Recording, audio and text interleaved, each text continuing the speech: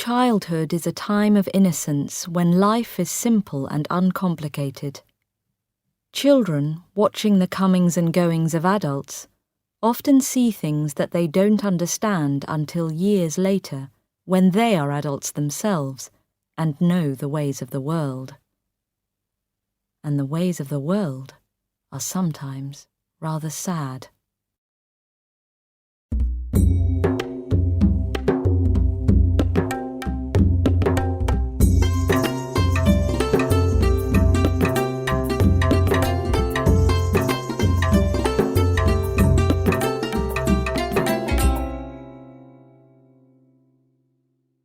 There is still talk about her in the village, all these years later. She did not come back after she went away so suddenly that morning. No one really cared to find out what happened to her. But they did not forget her. Even recently, an old man in the village said her name, Missia, with sadness in his voice. And the village never again knew anyone quite like her. They remembered her not so much for her good looks as for her boldness. She was good-looking, though. But in those days, there was no way a good-looking girl could escape from village life and make an exciting future for herself. What could Missia do, except sell her good looks while she was young? Selling them for so little. Almost nothing. Every time I go back home to the village, I see Missia in my mind. She had brown skin which shone with good health and a beautiful, strong body. She moved beautifully too. She used to carry a full pot of water on her hip and use her other hand to pick a fruit or a branch off a tree for firewood. She was full of fun. She ran when there was no need to run, smiled all the time and laughed often. The women envied her and felt jealous of the way men watched her lovely body. Missia never married. She never wanted to be like other village girls who spent time getting to know boys, walking in the fields, talking of love, and making careful plans for the future. Missia's house was usually full of men, and her parents did not mind her free and easy ways with the young men, and older ones, who crowded into that little house. No surprise, then, that before she was 16, people were already talking about her. As a child, I couldn't take my eyes off her. She had a pair of eyes which seemed enormous to me. Her smiling lips were full and red with beetle juice. She used to laugh at the way I watched her, wide-eyed. Under her breath and still smiling, she used to whisper something which I knew was not meant for my child's ears. But there was no harm in her. It was her nature, her love of life. But there were things I did not understand about her. Sometimes she was my friend.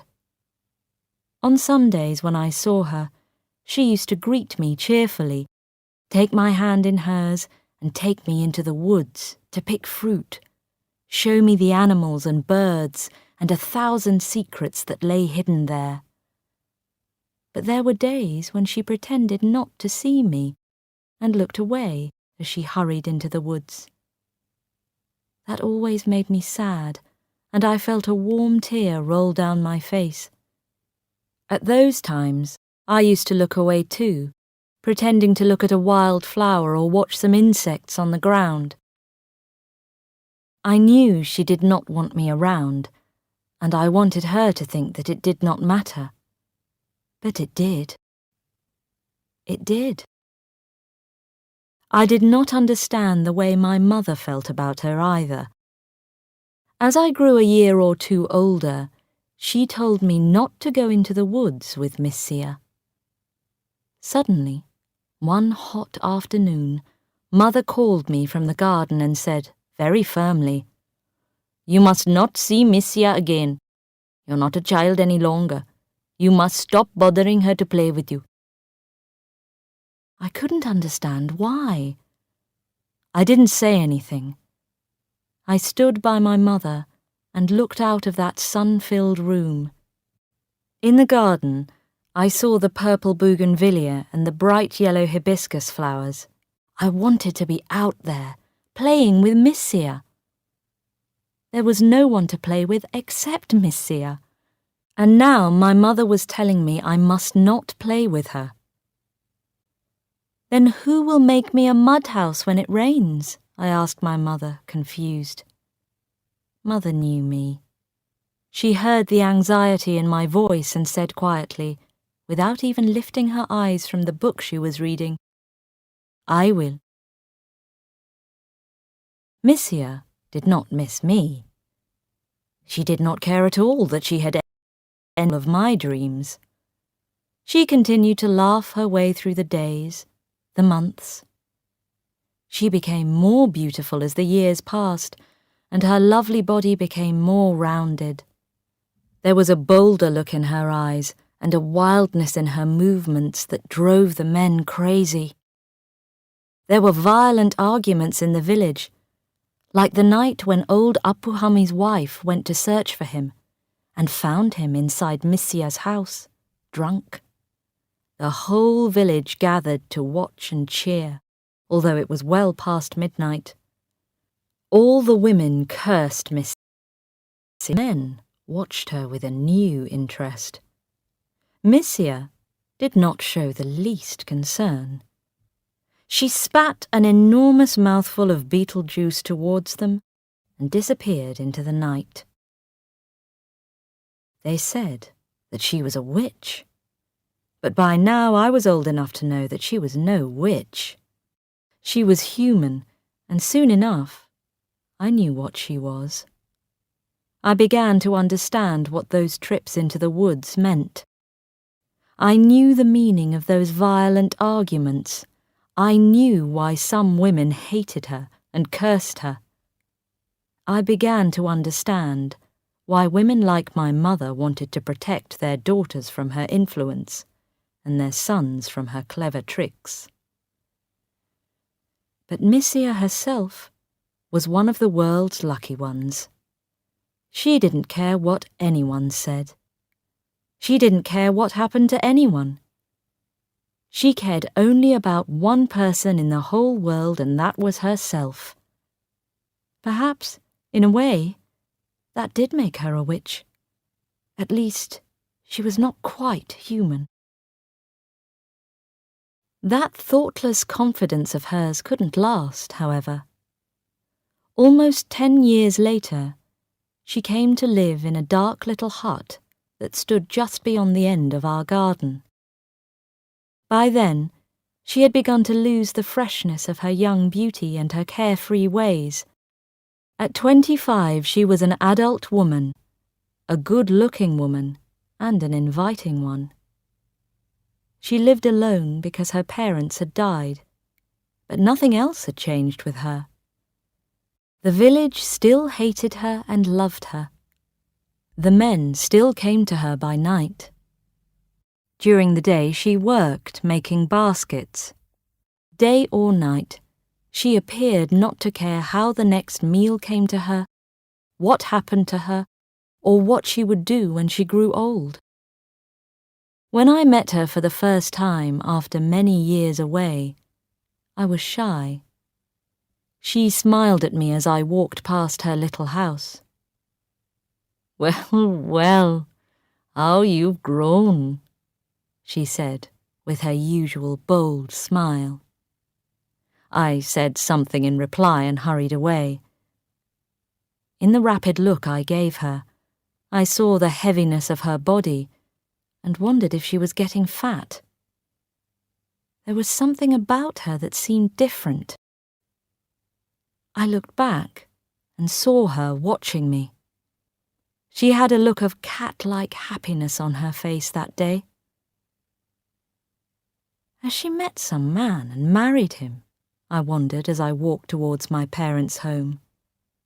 But soon enough, I knew she was not married. The village now felt sorry for her. She was a woman growing old before her time. The men did not come to her for their pleasures as much as before. The village was moving into the modern world. Just 2 miles away there was now a cinema, and after the late-night showing, there were women available there, too.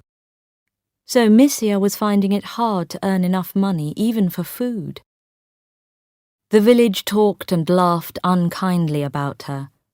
How poor she was, how little she had. Her clothes were unwashed, her habits dirty. It seemed that the world's oldest profession did not pay very well. The morning it happened started like any other. The sun shone, and the raindrops danced on the wet grass. I walked down to the edge of the garden, reliving the pleasures of my childhood. These trips back to the village filled me with confused thoughts, a wish for past days, past magic, when the world and I were young. The old tree, where I had sat in the shade and cried desperate tears over some young sadness or other, was still there. So was the dead tree trunk where my friends and I had sat on so many golden evenings and watched the sun go down. The voices from the past whispered in my ear, some long gone from my life. The cool air was still so well known and dear to me, and the morning sun gave a silver touch to the rice fields spread out at my feet. I stopped with a start when I saw the 2 policemen. They looked towards our house, and then looked away. I took a step backwards and watched them. They spoke to each other and entered the large shed in which the hay was stored. It was early morning. There was no one else around. And quietly, the village began to wake up. First, the old businessman, the Mudalali, clearing his throat and walking to the corner to get his morning newspaper. He was followed by the young man who worked in the tea shop. Then the women appeared, wanting to know what was happening. Suddenly there was a crowd and excitement in the air. And then the policeman brought out the terrible bundle from inside the building. I shut my eyes and turned away. It was such a tiny bundle, a helpless little thing, killed by its own mother and hidden in the hay. It had no father who would accept it as his child, so it had to die. A fatherless baby in that little village was a terrible thing, and women like its mother were cursed, perhaps even killed. In that lovely little village, with its sunny green fields and blue hills, there was no room for that child. And then they brought out the mother. She didn't hide her head guiltily as they wanted her to. She still held her head high and looked straight at all of us. I hid behind a tree and watched her. I still couldn't take my eyes off her. She looked at the silent crowd, and then she noticed me. She smiled at me, bold and direct as always. I shut my eyes.